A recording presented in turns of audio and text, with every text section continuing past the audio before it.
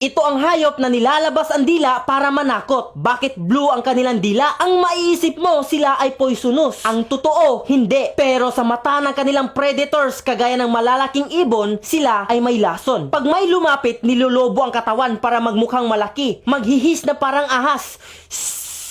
At nilalabas ang dila. Ako ang predator. Shh! Uy, may lason ka siguro. Wag na lang.